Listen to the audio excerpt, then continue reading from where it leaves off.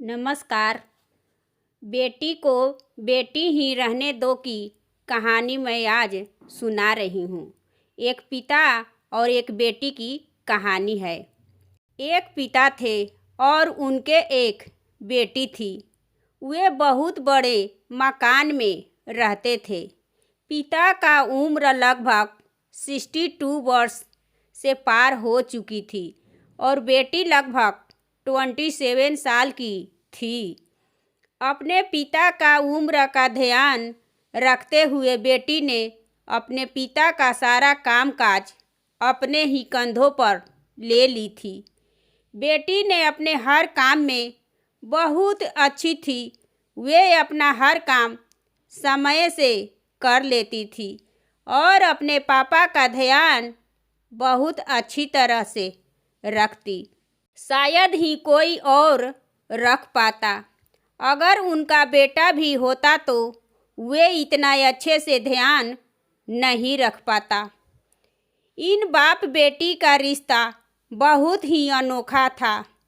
पिता के बिना बेटी को नहीं चलता और बेटी के बिना पिता को भी किसी काम में मन नहीं लगता। कभी कभी देखने से ऐसा लगता कि पिता ही उनका बेटा है, क्योंकि बेटी की हरकतें ही ऐसी थी।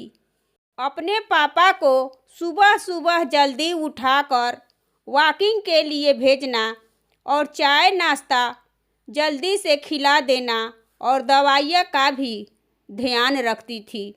अपने पापा का हर छोटी छोटी काम समय समय पर करती रहती और अपना काम भी अच्छी तरह से संभालती।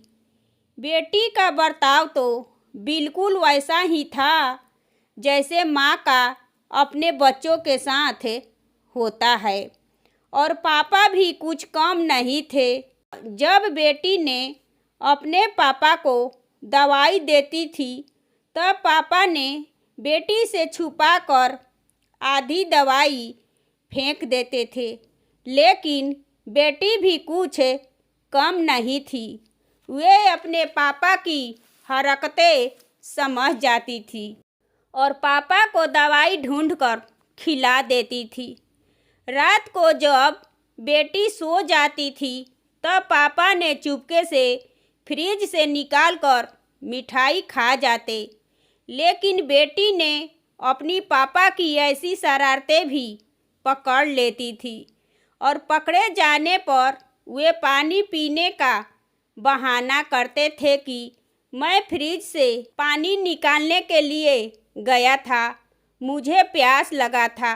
तब बेटी ने अपने पापा को समझाती कि पापा, मिठाई आपके लिए हानिकारक है।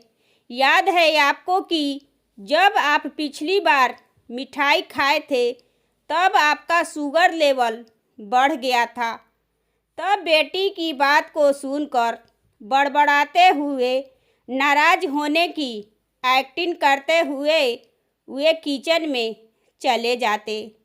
फिर बेटी ने अपने पापा को मनाने के लिए मिठाई का एक टुकड़ा लेकर अपने पापा के पास गई। फिर वे दोनों बाप बेटी उस मिठाई को आधा आधा बांटकर खा लेते और वे दोनों के चेहरे पर बड़ी सी स्माइल आ जाती। बस ऐसे ही दोनों की जिंदगी हंसी खुशी से कट रही थी। उनका घर तो बहुत बड़ा था और उसमें कई कमरे थे, लेकिन उन्होंने सोचा कि एक किराएदार रख लिया जाए। पैसे के लिए नहीं, लेकिन बेटी के ऑफिस जाने के बाद मैं अकेला हो जाता हूँ, इसलिए उसने सोचे कि अगर इसमें कोई किराएदार रहेंगे तो कम से कम बातचीत भी करेंगे। किराएदार को वे फाइनल कर लिए। उसका नाम था मदन। वे इनके किराए के घर में अपनी पत्नी के साथ आकर रहने लगा। थोड़े दिन बीते थे, लेकिन यशपाल सिंह और मदन सिंह दोनों अच्छी तरह से घुल मिल गए थे। वे दोनों सुबह सुबह साथ में वॉकिंग के लिए जाया करते थे और कभी कभी तो डिनर भी एक साथ में किया करते।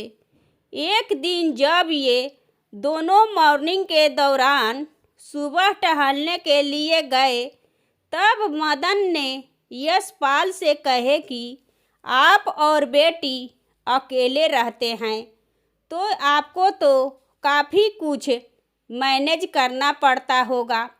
आप कैसे इतने अच्छे से काम को संभाल लेते। तब यशपाल ने मदन से कहे कि ए जी मैनेज क्या करना है, मेरी होशियार बेटी के लिए यह कुछ भी नहीं है।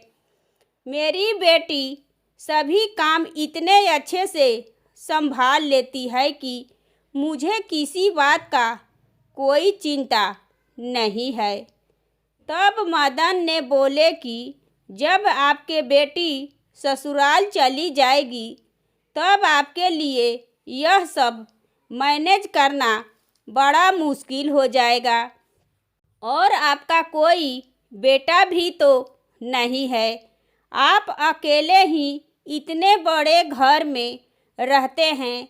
एक दिन की बात है कि मदन सिंह की बीवी अपने मायके चली गई थी और मदन सिंह अकेले थे।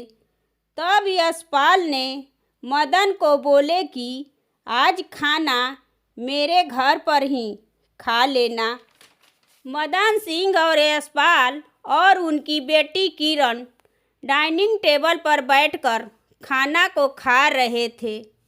जैसे ही पहला निवाला खाए वैसे ही यशपाल को तारीफ करते हुए मदन सिंह ने कहे कि किरण बेटा, तुमने आज खाना बहुत अच्छा बनाई हो।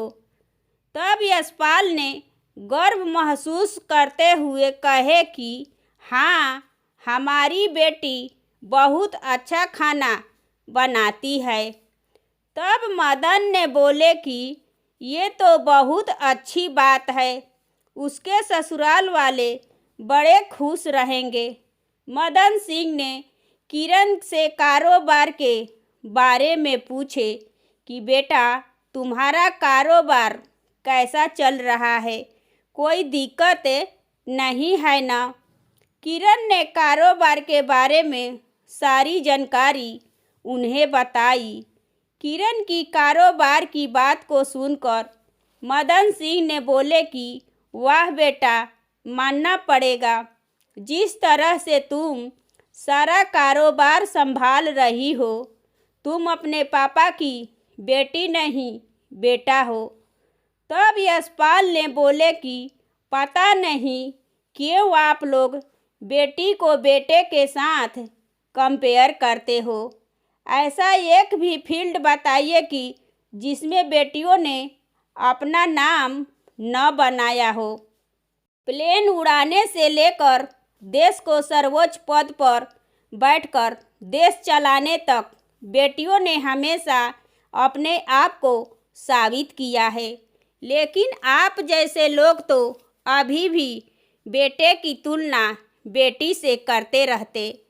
होते होंगे बेटे सबके लिए ज़्यादा इम्पोर्टेंट, लेकिन मेरे लिए तो मेरी बेटी ही सबसे बढ़कर है और मैं यह फक्र से कह सकता हूँ कि मेरी बेटी ने जो मेरे लिए की है और जितना प्यार मुझे दी है, उतना प्यार दुनिया का कोई भी बेटा नहीं दे सकता। फिर यशपाल ने मदन को बोले कि आप ही बताइए कि आपका तो 2 बेटा है और दोनों बेटा विदेश में रहता है और आप यहाँ पर अकेले रहते हो। आपका दोनों बेटा साल में कितने बार आपके पास रहते हैं और आपका ख्याल रखते। तब मदन को एहसास हुआ कि बेटी तो बेटी ही है। ऐसा ज़रूरी नहीं है कि चिरागों से ही रोशन हो घर, चिरागों से ही रोशन हो। घर में उजाले के लिए एक बेटी ही काफ़ी है। ये है बेटी को बेटी ही रहने दो की कहानी। आपको कैसी लगी कमेंट करें और मेरे चैनल को सब्सक्राइब करें एवं वीडियो को लाइक और ज़्यादा से ज़्यादा शेयर करें। धन्यवाद।